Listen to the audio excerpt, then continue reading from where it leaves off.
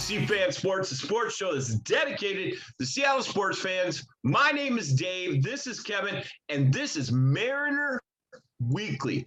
Man, Kevin, excited about this episode. Before we jump in, though, make sure you guys hit that subscribe button, turn on your notification bells, give thumbs up, give thumbs down if you gotta, and make sure that you guys are leaving us comments. And I tell you what, we're going to lead off the show this week with a comment that we got from Richie Egger asking if the Mariners are going to continue to stay active after the lockout is over. And Kevin, I know you've got a lot of stuff on there, but this is what I'm going to say. If you are going to keep a Mitch Haniger in Seattle, you have got to see this all the way through, and you're going to have to be active after the lockout is over. That's the only way that you're going to keep that kind of a guy happy in Seattle and make him a cornerstone of the future going forward. If you look to the left of Kevin's head, or maybe it's right on your screen, there's Mitch Haniger's name right there. He is a guy right now that is going to be the clubhouse leader, and you've got to keep him somewhat happy. And that happiness is going to be with them making more moves after that lockout so that we can bring in the type of players that are going to move us through to not just the playoffs, but the World Series. Kevin, what kind of players do you think that we're going to be pushing for? Well, I mean, I think we got off to a great start with Robbie Ray and Adam Frazier. But I think the M's are going to sign either Trevor Story or Chris Bryant. I also think they're going to go after another starting pitcher, whether it's via trade or somebody like Carlos Rodon on a one-year deal with options. Now, according to Carlos's agent, our favorite, Scott Boras. Nope, not my favorite. Nope. They want a multi-year deal. So we'll see what happens there. But I also think that, I know that some of you guys don't think we should, but I think there's another outfield possibly coming, either with like a Suzuki or like a Conforto, somebody like that. I know that Julio Rodriguez is probably coming up real quick this year, but it never hurts having a great fourth outfielder. I completely agree, Kevin. I tell you what, we talked last week about the future, okay? Mm-hmm. So you think that we're going to tie up some of these veterans that are going to help us with the present day, but the future continues to get bright. We were very active in the international market. Yep. Kevin, as far as I know, the free agent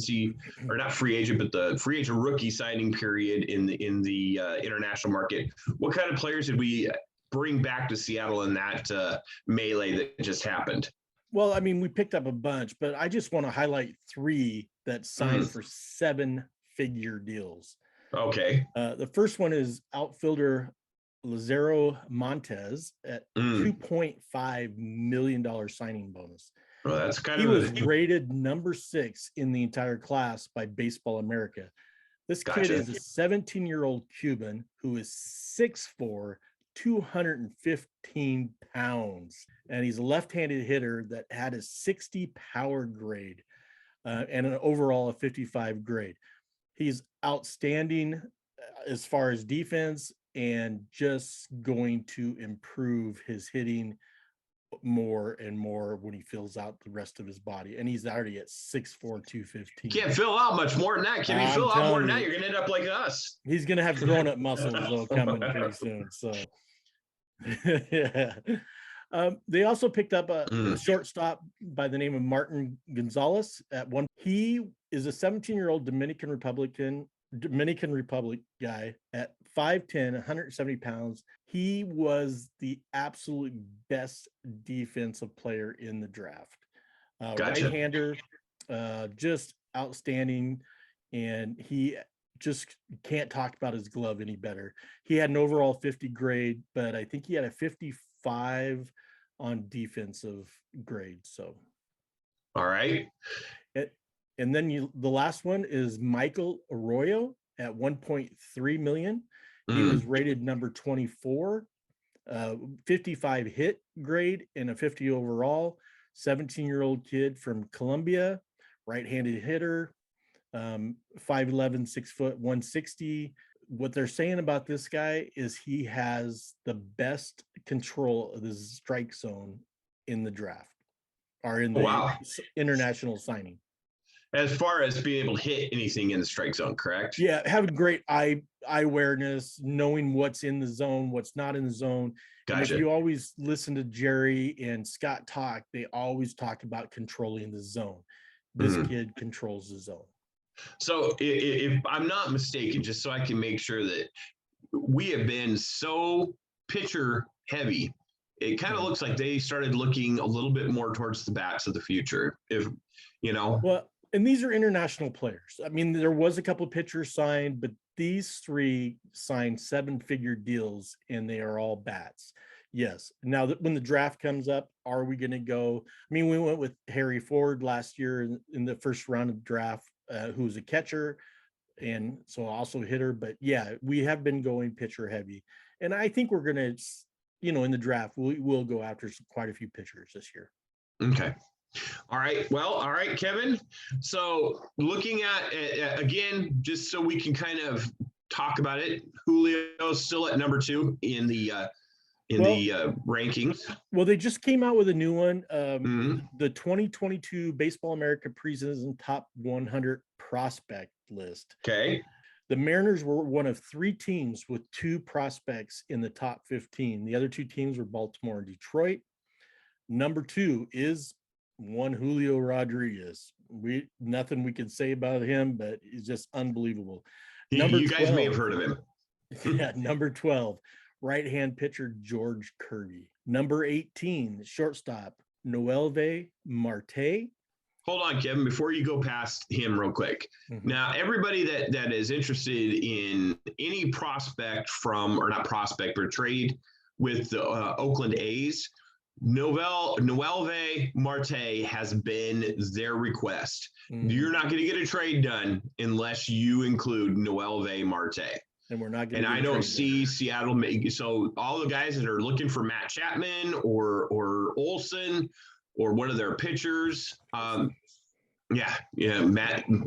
cried a tear. I don't see it being done because they want Noelve, and I don't see Seattle getting rid of him. If you want to get rid of him, remember Adam Jones. So there we go. So, all right, Kevin, next.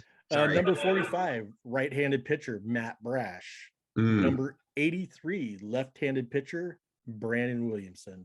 That is your top 5, our 5 in the top 100 list of Baseball America preseason rankings. Now, Kevin, one of the things that we kind of pride ourselves on here at CFan Sports is we run through the minor leagues every week during the season. If you go back and you listen to some of our shows, we've been talking about the Brandon Williams, the Matt Brashes, all season long. We've been talking in depth about what they've been doing in Modesto or in Everett or in Tacoma. We want to make sure that we guys get that information because we've spent a lot of times looking at what is coming around for the future. This is not just something that we started doing over the last couple of weeks. So when we say the future is bright, it's something that we've been preaching all year long. And we're going to continue that here at CFan Sports. So make sure that you guys are paying attention to us on a weekly basis. Well, the great thing about the minor league system is we got a good one. And I'm telling you, we got some quality players. Kevin, the question, though, is are we going to see this future? Well, I am, unless I pass away someday. So. Unless you get the COVID like I did. And no, but I'm talking about anytime soon. Where are we at in this labor dispute? Well, we're still a long ways away off. So in my opinion, I know the owners and the players union met the last couple of days. The owners agreed to accept parameters of a pre-arbitration bonus pool for the top 30 WAR players, but the union they're seeking 105 million. The owners offered 10 million. So, I mean, there's a little bit of a difference there. The owners also offered a minimum raise to 615,000, but the players want 775. So it's a little closer. That's not too bad. That's not too far off. Yeah. So there's give and take, and obviously it's going to take some time.